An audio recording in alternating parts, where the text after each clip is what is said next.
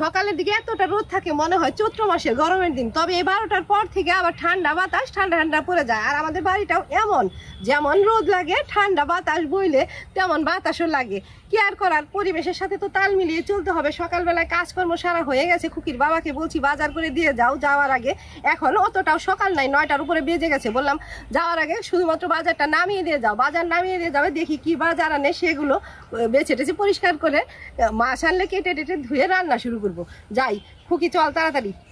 বাজারে এসে গেছে, নামাই দেখি কি কি আছে। অল্প মুড়ি আনছে, মুড়ি এনে ভালো করছে। এমন দিনে মুড়ি মেখে চা দিয়ে খেতে ভালো লাগে। আর আনছে বাবা লাউ শাক আনছে গো। এই লাউ শাক এখন আবার কিনা খাই, মানে কি কপাল। এইটুকু লাউয়ের ডগা 40 টাকা, 3টা ডগা আছে। খুব যত্ন করে এটা রান্না করতে হবে।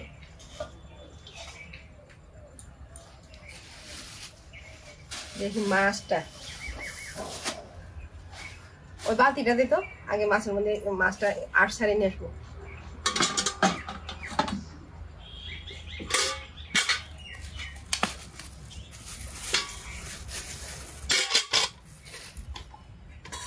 বাজার থেকে একটু তরতাজা ধনেপাতা আনতে বলছিলাম, আনছে। এখন তো ঠান্ডা গরমের পরিবেশ, সবারই ঠান্ডা ঠান্ডা ভাব, আমারও তাই। এটা ঝাল ঝাল করে বাটা করব। এমনিতেই তো আমি বাটা ভর্তা সবসময়ই খাই, তারপরে এখন মনে হচ্ছে চারটে গরম ভাত একদম ঝাল ঝাল বাটা দিয়ে খেলে মুখে রুচি আসবে আর খেতেও ভালো লাগবে। এগুলো মানে নিচি পরিষ্কার করার জন্য রসুন ছেলাই হয় নাই, আমার সময় বাজার দিয়ে গেলো। এখন সবকিছুই বেছে নেই। লাউ শাক আমরা যেভাবে খেতাম ওটাই সবচেয়ে আমাদের কাছে বেশি ভালো লাগে। আমার ঠাকুমা তো এই লাউ শাক দিয়ে ছিম দিয়ে মিলিয়ে কালো জিরা আর রসুন থেতো করে ফোড়ন দিয়ে ভাজা করতো, আমার কিন্তু খুব ভালো লাগতো। আজকে লাউ শাকটাও ওভাবেই করবো, যদিও শাকের পরিমাণ একটু কম হবে। তারপরে কি প্রথম প্রথম লাউ শাক আনছে, ওটাই আগে করি আজকে। আগে শাকের পাতাগুলো বেছে হাতে ছিঁড়ে দেব। অন্যান্য শাক কাটলেও এই লাউয়ের পাতা আমরা এমন ভাবে ছিঁড়েই দিই। দাম হলেও শাকটা ভালো আছে, ডোকাটা একদম নরম। প্রথম প্রথম শাক তো এখন নরম নরমই থাকবে।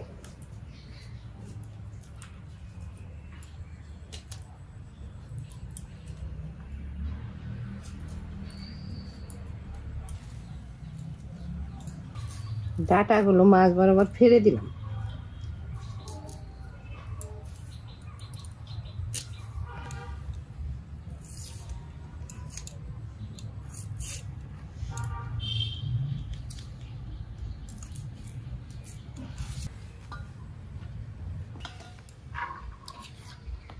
ভালো ভালো সবজি এখন নেমে গেছে, ছিমগুলো খুব ভালো,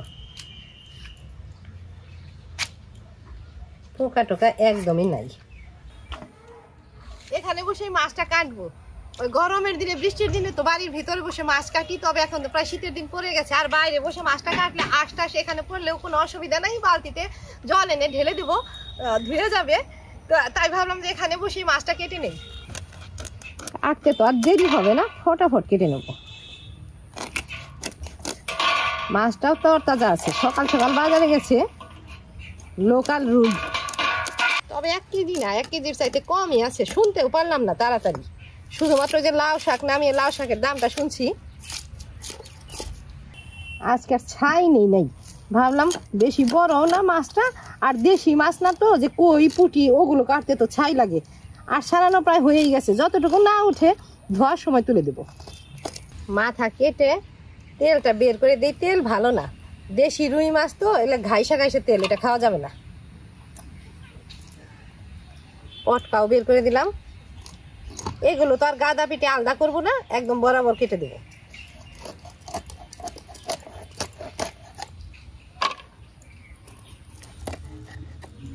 তরতাজা মাছ ভাজা খেতেও ভালো লাগে, শাকের সাথে খুকিকে 2 পিস ভাজা করে দিব।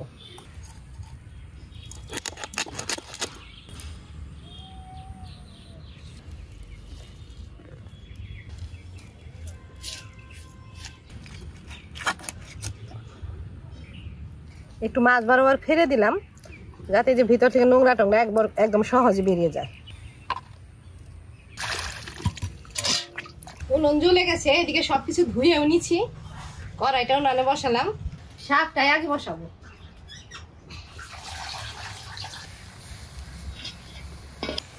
শাক দিয়ে নুন ছড়িয়ে এখন ঢেকে দেই, যাতে শাক সিম ভালোভাবে সেদ্ধ হয়ে যায়। একদম তরতাজা মাছ, আর আমার খুকি তো ঝোলের মাছের চাইতে ভাজা খেতে খুব পছন্দ করে। আর শাকের সাথে হলে তো কথাই নেই, লাউ শাক ভাজা করছি, সাথে 2-1 পিস মাছও ভাজা করে দেবো। আর যে ধনে পাতাটা বাটা করবো আমার পছন্দের, তার সাথে 1 পিস মাছও দেবো। এই যে এখানে কয়েক পিস মাছ নিয়েছি, এখন এটা নুন হলুদ দিয়ে মেখে নেবো। হলুদ দিচ্ছি, নুনও দিলাম, শাক ফোড়ন দেবো, রসুনগুলো থেতলে নিই। পাটাতে রসুন নিয়ে শিল দিয়ে একদম ভালোভাবে থেতলে নেব। শাক মজে গেছে, এখন এর উপরে কয়েকটা কাঁচা লঙ্কা চিড়ে দিয়ে আর একটু মজিয়ে নেব।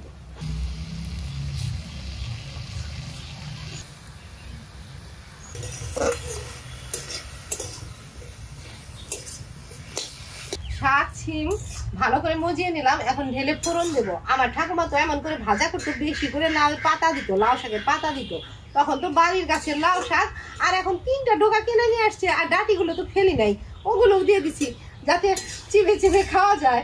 তো ভালো করে একটু জল দিয়ে ভালোভাবে মজিয়ে নিলাম, এখন ঢেলে ফোড়ন দিই।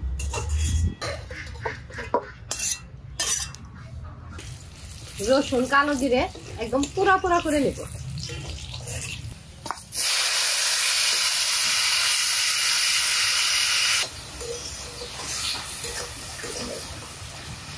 শাক ভাজা হয়ে গেছে, এখন নামিয়ে যে মাছগুলো ভাজবো।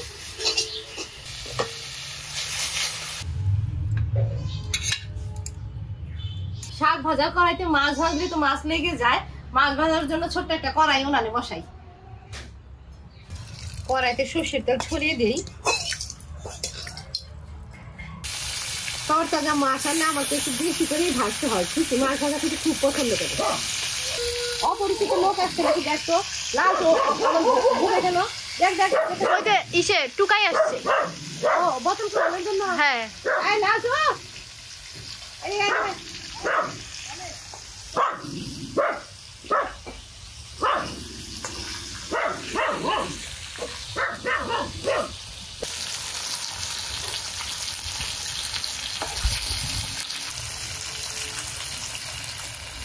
মাছ ভাজা হয়ে গেছে, এখনই নামিয়ে দেবো।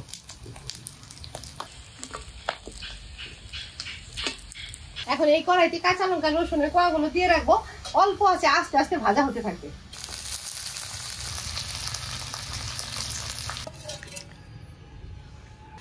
যে কোনো বাটা ভর্তা করলে অল্পটুকুতে হয় না, ওটা ভেজে নামালাম। এখন টমেটোটাও একটু গরম কড়াইতে ভেজে নিই। টমেটোর সাথে কালো জিরেও দিয়ে দিই। এগুলো ভাজার সময় লবণ দিই নাই, মাছের তেলে লবণ ছিল, তবে টমেটো বাটার সময় একটু লবণ দিয়ে দিব। টমেটো কালো জিরে একটু তেলে পাটাতে নিলাম, এটাও বেটে মিশিয়ে দিই।